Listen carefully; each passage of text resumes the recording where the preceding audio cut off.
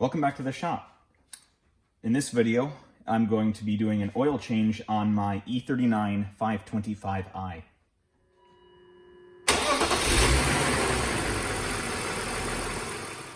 So an oil change is something that you've almost certainly seen a million times before and done many times yourself. So there isn't going to be a whole lot new in this video, but there are a couple things I want to show that I think are worth your time. So, and we'll get into that when those things come up. But for this specific car and the oil change, some of the tools you're going to need is a 36 millimeter socket. Now you don't need this per se. You could use like a large adjustable wrench or like a Ford wrench or something like that. But this makes the job so much easier, and it's like $8 or $9. Just buy one if you have one of these cars. It'll work for any of the M54, M52, M52TU. That era of BMW engines will all use one of these. So pick one up. They're not expensive, and it makes the job a lot easier. Another thing you're going to want is a ratchet that doesn't have a rubberized handle if you can avoid it. I'd say most people probably don't have one, but if you've seen my other videos, you've seen my Snap-on one has a rubberized handle, and the oil will, over a long period of time, start attacking that butylene. I think it's a butylene compound is what that's made out of, but I don't want that happening because it's a really nice ratchet. So I'll use my extra long Tecton 3/8 inch drive torque ratchet for this. This is a pretty good ratchet. It's 72 tooth, but the thing I don't like is that it pivots really easily. It does not. The ball detent for the pivot is really weak, and it means like when you go to try and put it on something, it'll just bend off. And the bigger the socket is, you're going to use, the worse it gets. Now this is a 1/2 inch drive, so I need to use a 3/8 to 1/2 inch adapter. And I can't remember if the drain plug is 17 or 19, so I've got both of those. And then you're going to need some O-ring picks for replacing some O-rings. This is the oil filter you're going to need. There's your part number. Oscar X-Ray 154/1 Delta. I recommend these ones. These and the man filters are both pretty good. I've had good experiences with both. These ones happen to be made in Austria, where the man filters, I believe, are made in Mexico now. So, you know, choose your parts however you want. I've been going with the Mala brand. And then for oil, like in all my BMWs, I run Castrol Edge 040. This is a really good oil. It passes the A3B4, which is a European standard. It's sort of like, you know, here in America we have API, and this is an SN oil, not an SN+. SN+ just means it's better for gasoline direct injection engines to prevent carbon buildup in the intake. Well, this is a older port injected engine, so you don't need the SN+ so much. This is a really, really high quality oil, and it's not very expensive. I think it's $25 per 5 quarts, and you're going to need about 6.5 quarts for this engine. These engines take 7 liters of oil, which sounds like a lot for a 2.5 liter engine, but that's actually a good thing. You want lots of oil because that means lots of cooling capacity and a longer service interval between oil changes if you so choose. So lots of oil is really good, even though it's a little bit more expensive to do each oil change. Let's go over to the car and get that jacked up and drain the oil. So the way you open a hood on an E39, if you're not familiar with these cars, is obviously pop the hood latch. Put your fingers in between the grills of the kidney. A little lever will pop up here. Do not lift the hood by the lever. It is only plastic and it will break. Lift by the hood, but make sure you're pulling up on the lever. And the whole thing pops open and drips water everywhere because it is snowy and rainy outside. Welcome to Minnesota. The points of interest on this engine are the oil fill cap right here, the oil filter housing right there, and that's it. Now you'll notice that this valve cover does not look like most valve covers on an M54. Your oil cap will probably be up here where that thing is. Well, this is actually an aluminum valve cover from an M56. That is Mike 56. The M56 engine was a super ultra low emissions vehicle engine sold in California only. And, oh, I take that back. California, New York, New Jersey, all those states that have very strong emissions regulations got the M56. The rest of the country got the M54. So I did an upgrade on this a few years back to upgrade from the plastic one, which mine was cracked, to this aluminum one, which is really nice. And that's also partly what inspired my N52 magnesium valve cover conversion, which has gone very well. And if you haven't seen that video, go and check out the series. I'll link to that down below. But that's getting off topic. This engine needs its oil out. So here you can see the oil draining beautifully into the pan. Now, I will admit I'm about 1,000 miles overdue on this oil change because I didn't pay attention. However, even through here, I can see clearly through the oil, which is good. That means it's not black and sooted up. So while the oil is draining down there, what I'm going to do is remove the oil filter cap here. It's easiest if you remove this hose here. This hose goes down to the CCV system, the always controversial CCV system that I have had to make a hose adapter for. So this isn't exactly ideal, and also I couldn't find my adapter, so I'm going to go overkill with the 1/2-inch drive wrench. Do this very slowly and carefully because plastic does get brittle over time.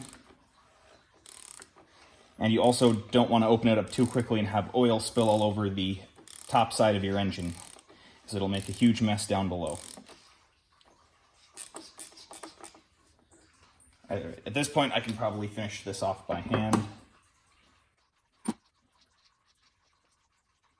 right, I can hear it bubbling a little bit right here, which means that the two O-rings at the bottom of the cage stem are letting oil drain out. And I hear it making some slurping sounds too.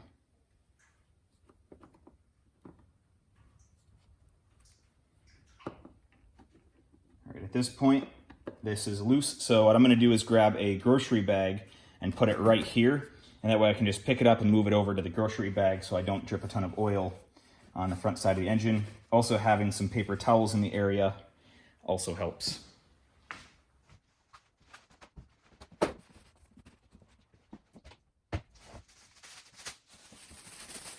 So, all right, I've selected a bag here that has minimal holes.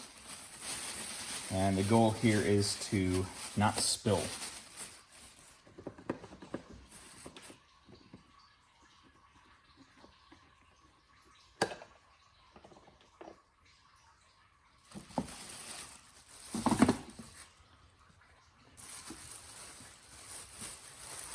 Sorry if any of this is out of frame. We'll head over to the bench and inspect everything next. I will put a clean cloth over this area though, because that is directly open to the oiling system of the engine, which is one of the most critical components of the engine. Something I forgot to mention over at the engine is that you want to open the oil fill cap before you drain the engine out from the drain pan, because it'll allow all the oil to flow out a little bit faster. So this is the top of the oil filter housing, which is separate from this cage section. And this filter element just pops in and pops off. There are 3 O-rings. There is one up here. This is the main O-ring. And there are 2 smaller O-rings down here. And what's really annoying about the M54 kits, everyone that I've bought, it only comes with this upper O-ring and does not come with either of these O-rings. But if you buy the same kit from Mala for the N52 engine, like the engine that's in my Z4, it'll come with this O-ring and then one lower O-ring, which, because the N52, I believe, only has one of these. So why they don't supply these, I don't know. I don't think you need to replace them every single time. This one down here has been replaced. This is an old one from the Z4. So all I did is I took this one, I stole this one from a kit, and didn't replace the Z4s on that occasion, but this one up here has never been changed. So what I have done is I have saved 2 small O-rings from the Z4, one here and one here. And I will be replacing these 2 with those 2 black ones over there. And then I'll be replacing this upper one, obviously.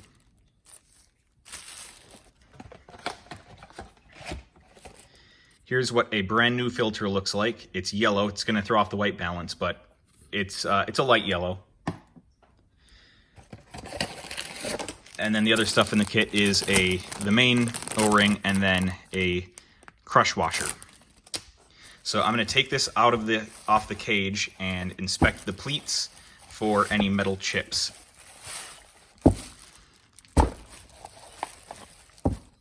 So you can see that pops off rather easily, and then you just finger through all the pleats to inspect for any chips. Now I'm going to do this off camera for my actual inspection, and if I find anything I'll show you, because this is really difficult to do through the camera. And for the record, I've only ever found like 1 or 2 small aluminum chips in here. I've never found anything ferrous, and anything else would be very, very small that you can't see with the naked eye.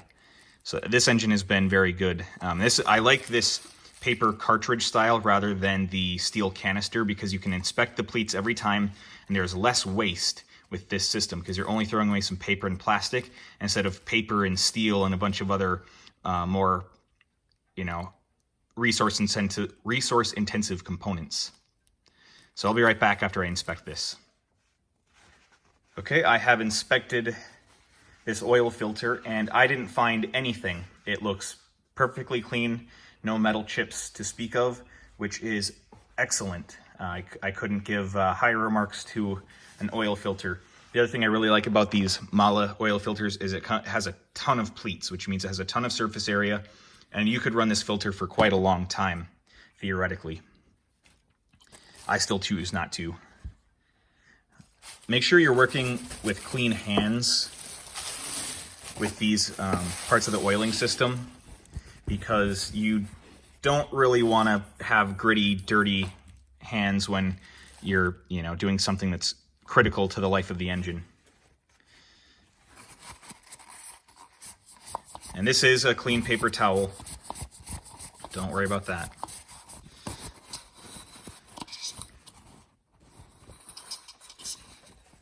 This is a much larger and bulkier unit than is on the N52 engine. And I'm guessing they downsized the component just for cost reasons and compactness and space in the engine bay. And I have lost my O-ring pick. I'm not going to use these. These are too sharp. I like that other one. Where did I put it? Okay, it was in the bag over there. So I'm going to very, very carefully try to remove these, because if those 2 black ones don't fit, these must go back on.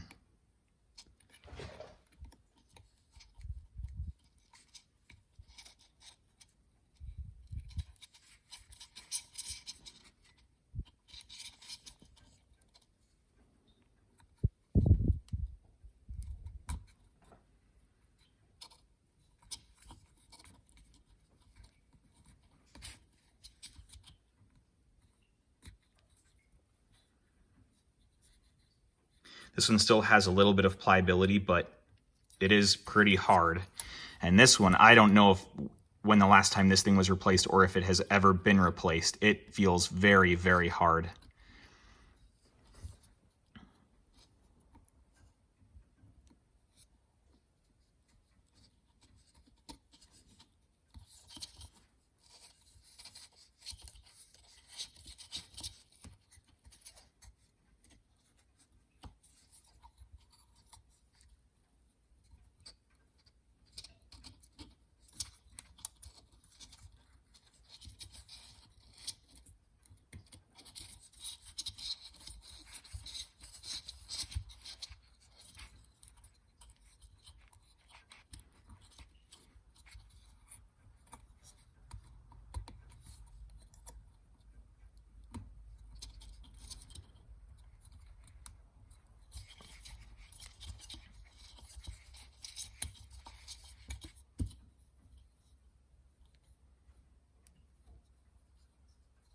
Yeah, that really should have been replaced a long, long time ago.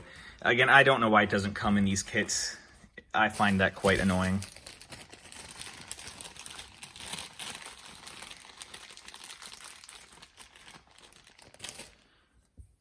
Here are the two new O-rings, and they feel much softer.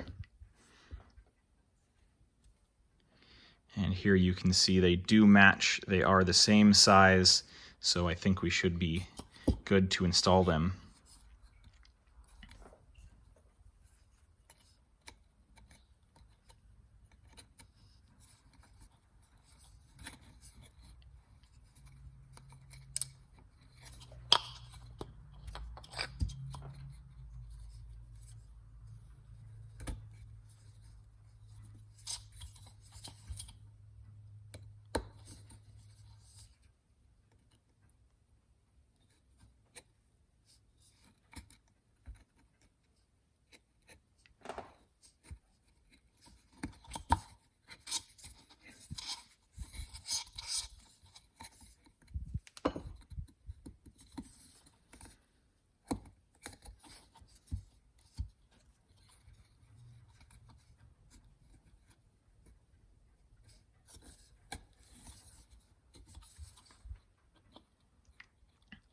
And there we go. That feels a lot better, and it also looks better with the black rather than this putrid green color.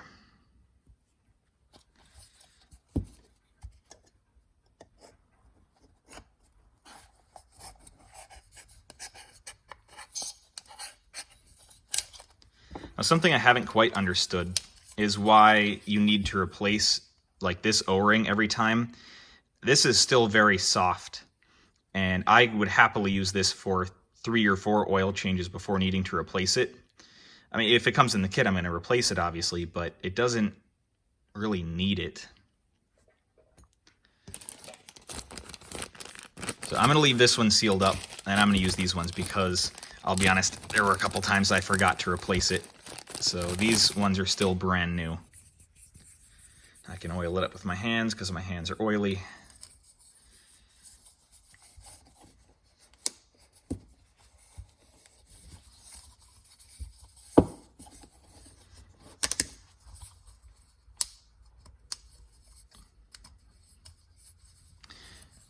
And make sure it is seated properly in the O-ring groove. And you can see the O-ring groove is quite a bit bigger than the O-ring, and that's because it has to account for the crush of the O-ring. If you don't account for the crush of the O-ring, you can tear the O-ring and it won't seal properly. So it needs space to stretch out and be crushed. Also be aware that this inside lip of this housing might be sharp. So one, you might cut yourself. I have cut myself. I owned a Volkswagen Golf, the GTI VR6 engine. It was a 2000, and the housing here on the inside was razor sharp, and I cut myself, and that hurt really bad. This one is nice and soft, but the reason why I say that is not only for your safety, but you don't want to cut the O-ring if this in here is sharp. So that's something else to be aware of. And then just inspect the cage here for any broken pieces. If there's any cracks in the cage, you would want to replace either the cage element or the whole housing. I have considered getting the aluminum housing, but it's very expensive, and I don't know how much longer I'm going to own this car. And as much as I'd love to have that for the next owner, I don't think it's necessarily worth it for this vehicle. So this is ready to receive the new filter. These are bi-directional. There is no top or bottom. You can see on here, made in Austria, if you care to look at that. So I usually put the words at the top. Actually, it should go, if you're going to do this properly, the words should go here so that when someone takes it out, they can look at it without having to remove it. But odds are I'm going to be the next person working on this. So it should make a pop, but this one might be so old that it doesn't do that anymore.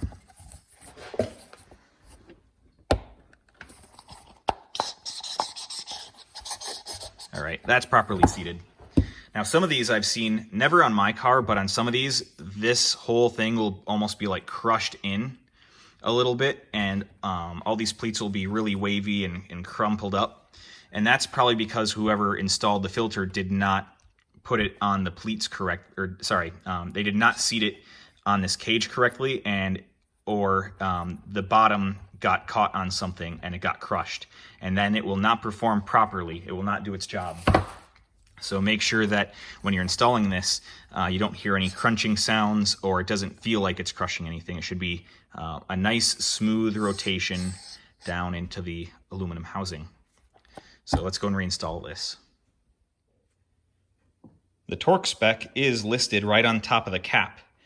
I personally don't listen to this one. I will tighten it until the lip here is seated against the aluminum housing, and then I just go a tiny bit more just to snug it up.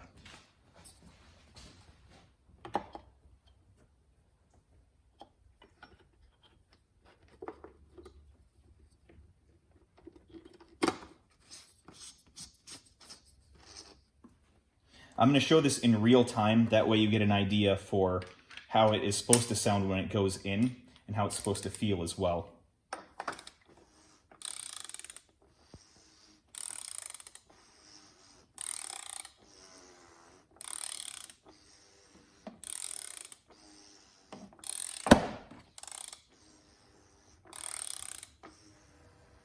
All right, now at this point I can feel it starting to firm up because the O-rings are engaging on the housing.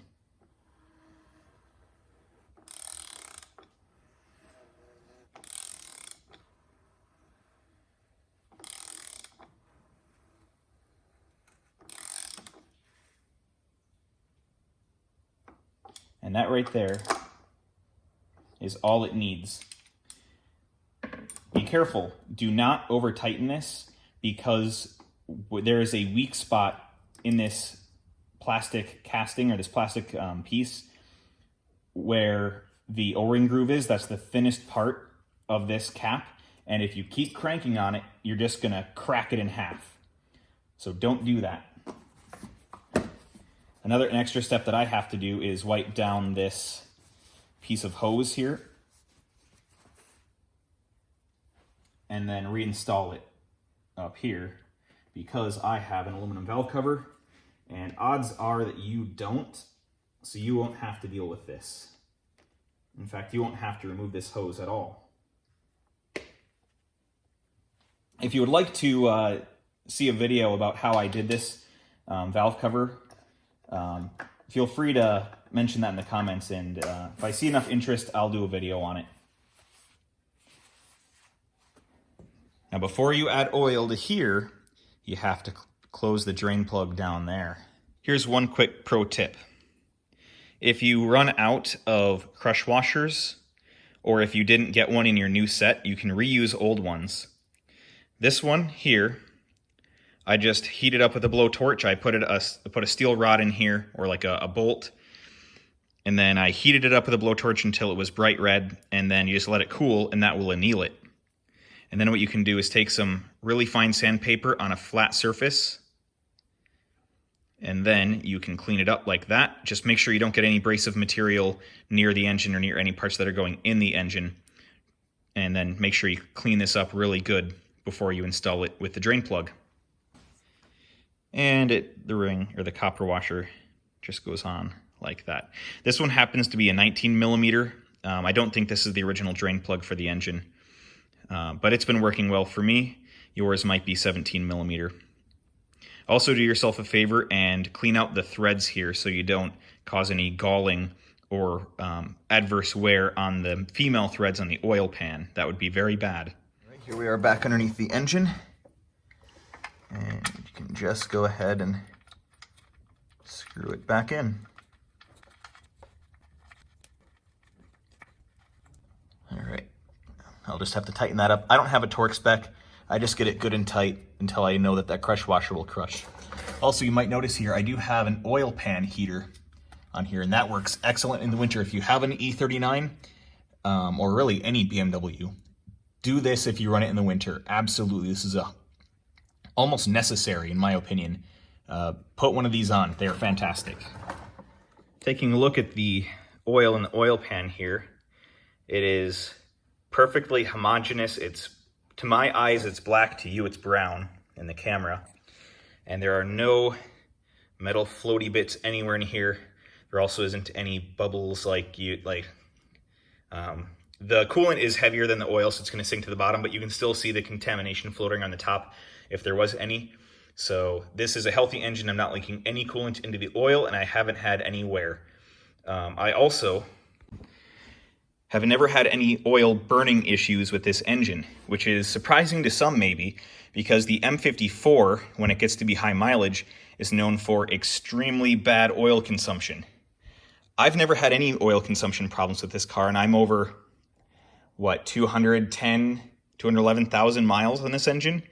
This thing runs like a dream. It is easily one of my most favorite engines I've ever had on any vehicle. It is a dream to work on, for the most part, and it's a dream to drive. The tuning on it is pretty lazy and sloppy, and that's disappointing, but there's nothing wrong with the engine itself. This 2.5 liter, it's fantastic.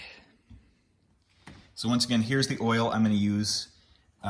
This is actually from my previous oil change, so there's 4 liters in here. So then I'll have to just add 3 from one of the other containers.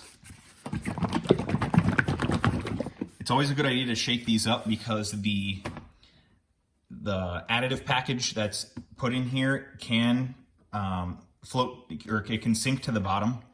So just make sure you give it a good shake just to mix everything up. So you have a couple options here. You can either pour it straight in, or I tend to use a makeshift funnel that fits in here properly, and it just makes it easier. You can buy a store-bought funnel, but I mean, reduce, reuse, recycle, right?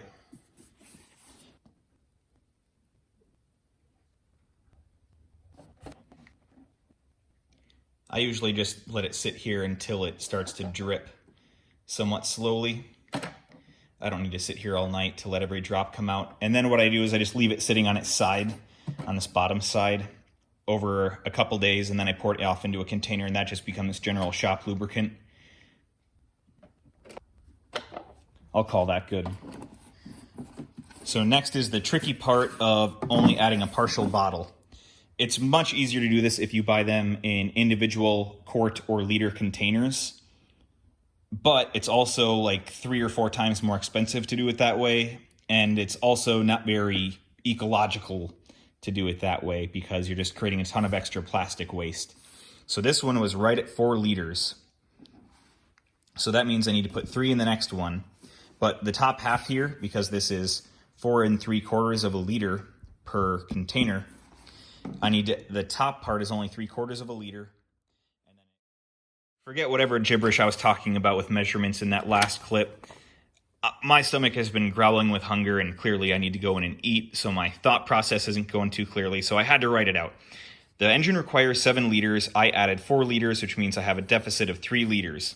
The next container contains 4.75 liters. I need 3, so I should have 1.75 liters remaining in this container when I'm done, which is all the way down here, not up here. I have no idea what I was thinking.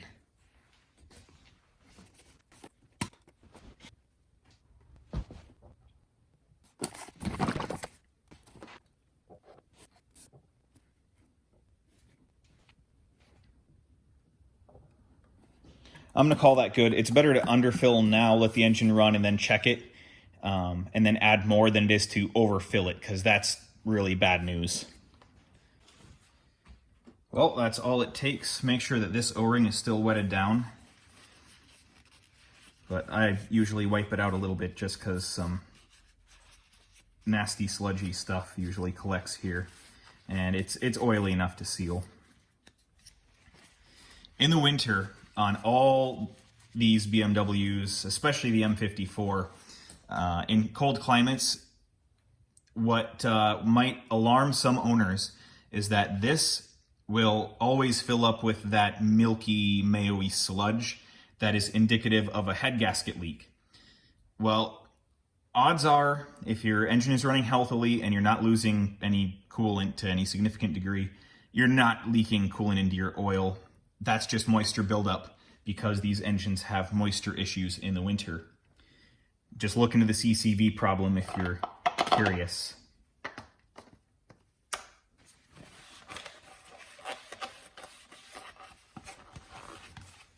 Yeah, when I bought this car back in January of 2018, and it had the other valve cover, so the oil fill cap was up here, and it had some of that sludgy stuff on it, the custard stuff. And I was very nervous, and the seller told me that the car had never had any head gasket leaks that he knew of. It was just the way that it was. And I, at the time, had to take his word for it because, you know, the car looked awesome. It felt really good. So I had to kind of just go with it because I needed a car at the time. I drove down to Iowa to get it. And the previous owner was a really cool dude, actually. He reminded me a lot of myself in a lot of ways because he actually cared about preventative maintenance and making sure that the parts on the car got replaced before they broke, before they had a chance to fail and cause cascading failures, which was awesome. And he had replaced the expansion tank, the water pump, and all the things that would have made me worry about owning one of these in the first place. He had that all replaced, and so that was another part of the reason why I bought the car. It was the right deal at the right time, and I paid, I don't even remember what I paid for the car. It wasn't a lot. Less than you would think for a 5 Series. I must be just rambling now while I'm cleaning up here. I don't know why I'm even talking to this. I probably won't even put this in the video, to be honest. It has no purpose there. I'll add this to my stack of used crush washers to use again. If you've noticed a trend in some of my videos, I try to minimize waste as much as possible. I don't mind buying new things or buying nice things, but, don't cause unnecessary waste if you can avoid it. It's really better if you stay away from that. Reuse stuff. That's why you'll see some of these ice cream containers in the background of some of my video clips because, well, they make great containers to store stuff in. The shop heater just turned on, so I think that means it's time to go. So I'll stop rambling. Remember, check your engine oil level. Before you drive it, go for a quick drive, come back once you're done, let it sit for a while, let all the oil drain to the bottom again, and then recheck it. Keep it checked, and remember, once every week, every single week, at least once, you need to check the coolant level, and you need to check the oil level, you need to check your power steering fluid level, check everything once per week. These cars are not very expensive to own if you can pay attention to them. If you can't pay attention to them, that's when you're going to have issues, and it's going to cost you tons and tons of money to own. So the cheapest way to own these cars, pay attention. It's very important. So I think that wraps it up for this video. If you have any questions, leave them below. If you have any complaints, leave them below. Otherwise, I'll see you next time. See ya.